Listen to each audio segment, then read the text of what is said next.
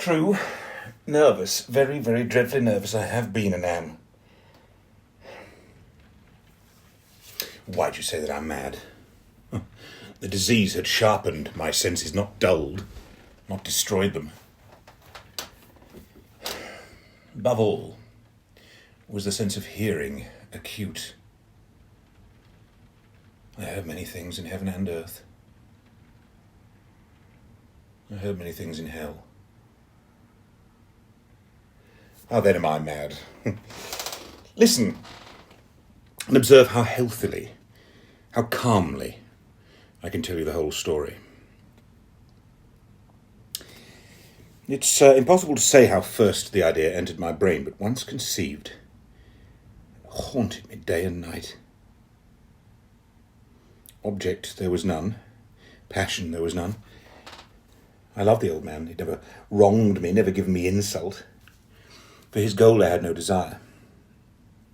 I think it was his eye. Yes, it was this.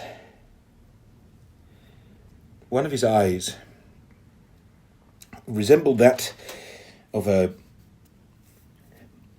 vulture.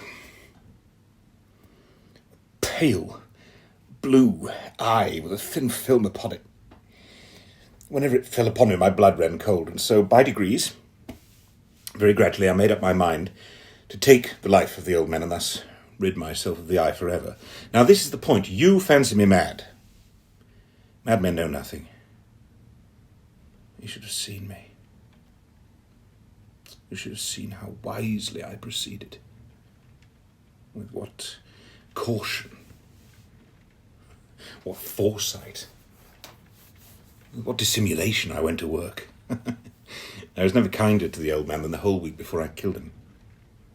And every night, about midnight, I turned the latch of his door and opened it. Oh, so gently. And then when I'd made an opening sufficient for my head, I put in a dark lantern, all closed, so that no light shone out. Then I thrust in my head. Oh, you would have laughed to have seen how cunningly I thrust it in. Moved it slowly, very, very slowly, so that I didn't disturb the sleep of the old man. It took me a whole hour to place my head within the room sufficient to see him laying upon the bed. I ask you, would a madman have been as wise as this? When my head was well within the room, I undid the lantern cautiously. Oh, so cautiously. For the hinges creaked, you see. I undid it just so much that a single thin ray fell upon the vulture eye. And this I did for 7 long nights. Every night, just at midnight, but I found the eye to be always closed. So you see, it was impossible to do the work, for it wasn't the old man who vexed me, but his evil eye. And every morning when day broke, I entered his chamber boldly and spoke courageously to him in hearty tones, inquiring how he had passed the night. So you see, he would have been a very, very profound old man indeed to have suspected. But every night, just at midnight, I looked upon him as he slept. Upon the 8th night, I was more than usually cautious in opening the door.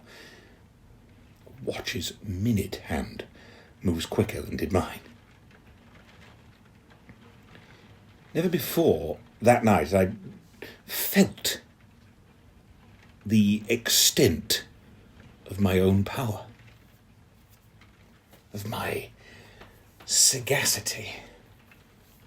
I could scarcely contain my feelings of triumph to think that there I was, night after night, pushing his door steadily on, and he not even to dream of my secret deeds and thoughts.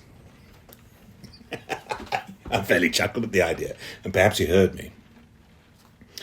He moved suddenly in the bed, as if startled. Now, you might think that I drew back. No, his room was black as pitch. The shutters were drawn, you see, to deter thieves. I knew he couldn't see me.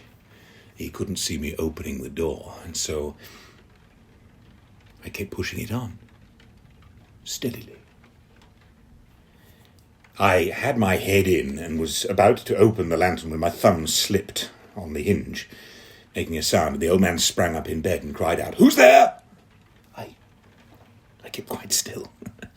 I said nothing. For a whole hour, I didn't move a muscle. And in the meantime, I didn't hear him lie down. He was listening, just as I have done night after night, hearkening to the death watches in the walls. Presently I heard a slight groan, and I knew it was a groan of mortal terror. This wasn't one of pain or of grief. No. This was the low, stifled sound that arises from the bottom of the soul when overcharged with awe. I knew the sound well. Many a night, just at midnight, while all the world slept, it welled up in my own bosom, deepening with its awful echo the terrors that distracted me. I say I knew it well. I knew what the old man felt. I pitied him, although I chuckled at heart.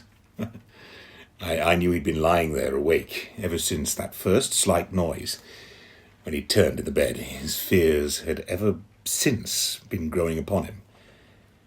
He'd been trying to fancy them causeless, but he couldn't. He'd been saying to himself, "It's nothing but the wind in the chimney," or a mouse crossing the floor, a single chirp from a cricket. But he found all to be in vain, because death, in approaching him, had stalked him with his black shadow, enveloped him. It was the mournful influence of the unperceived shadow that caused him to feel, though he neither saw nor heard, but to feel the presence of my head within the room. When I'd waited a long time, very patiently, without hearing him lie down, I resolved to open a very, very little crevice of the lantern. So I opened it. Oh, you can't imagine how stealthily I did, until at length a single dim ray, like the thread of a spider, fell upon the vulture eye. It was open. Wide open. I grew furious as I gazed upon it. Saw it with perfect distinctness, all dull blue, with that hideous veil over it that chilled the very marrow of the bones. I could see nothing else of the old man's face or person, for I directed the ray as if by instinct, precisely upon the damned spot. Now, have I not told you that what you mistake for madness is but over-acuteness of the senses? Well, now I say there came to my ears a low, dull, quick sound, such as a watch makes when enveloped in cotton. I knew that sound well, too. It was the beating of the old man's heart. It increased my fury as the beating of a drum stimulates a soldier into courage. But even yet I refrained and kept still. I scarcely breathed. I held the lantern motionless. I tried how steadily I could maintain the ray upon the eye. Meantime, the hellish tattoo of the heart increased. It grew quicker and quicker and louder every instant. Oh, the old man's terror must have been extreme. It grew louder, I say, louder every moment. Do you mark me well? Have I not told you that I am nervous? Well, so I am. And now, in the dead hour of the night, amid the dreadful silence of that old house, so strange a noise as this excited me to uncontrollable terror. Yet for some minutes longer I refrained. I stood still, but the beating grew louder. I thought the heart must burst. Now a new anxiety seized me. The sound had been heard by a neighbour. Oh, the old man's hour had come. With a loud yell, I threw open the lantern and leapt into the room. He shrieked once, and once only. In an instant I dragged him to the floor and pulled the heavy bed over him and smiled gaily to see the work so far done. But for many minutes the heart beat on with a muffled sound. This, however, did not vex me. It will not be heard through the walls. At length it ceased. The old man was dead. I removed the bed and examined the corpse. Yes, he was stone dead. I placed my hand upon the heart and held it there many minutes. There was no pulsation. He was stone dead. His eye would trouble me no more. Now, if you still think me mad, you will think so no more when I tell you the wise precautions I took for the concealment of the body. The night waned, and I worked hastily in silence. First of all, I dismembered the corpse. I cut off the head, the arms, and the legs. Then I took up 3 planks from the flooring of the chamber and deposited all between the scantlings. I then replaced the boards so cleverly, so cunningly, that no human eye, not even his, could have detected anything wrong. There was nothing to wash out, no stain of any kind, no blood spot whatever. I've been far too wary for that. A tub had caught all. When I made an end of these labours, it was 4 o'clock, still dark as midnight. The bell sounded the hour. There came a knocking at the street door. I went down to open it with a light heart, for what had I now to fear? There entered 3 men who introduced themselves with perfect suavity as officers of the police. A shriek had been heard by a neighbour during the night. Suspicion of foul play had been aroused. Information had been lodged at the police office, and they, the officers, had been sent to search the premises. I smiled. For what had I now to fear? I bade the gentleman welcome. The shriek, I said, was my own in a dream. The old man, I mentioned, was absent in the country. I took my visitors all over the house. I bade them search well. I led them at length to his chamber. I showed them his treasures, secure, undisturbed. In the enthusiasm of my confidence, I brought chairs into the room and desired them here to rest from their fatigues, while I, myself, in the wild audacity of my perfect triumph, placed my own seat upon the very spot beneath which reposed the corpse of the victim. The officers were satisfied. My manner had convinced them. I was singularly at ease. They sat, and while I answered cheerily, they chatted of familiar things. But before long I felt myself getting pale. Wished them gone. My head ached. I fancied a ringing in my ears. Still they sat and they chatted. The ringing became more distinct. It continued. It became more distinct. I talked more freely to get rid of the feeling, but it continued and gained definiteness until at length I found that the noise was not within my ears. No doubt I grew very pale, but I talked more fluently and with a heightened voice, yet the sound increased.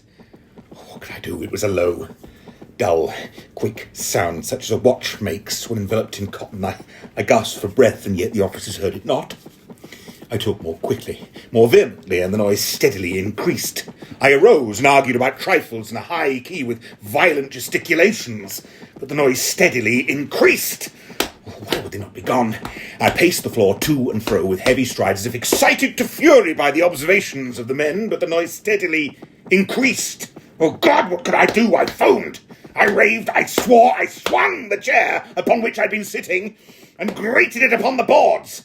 But the noise arose over all and continuously increased. It grew louder and louder.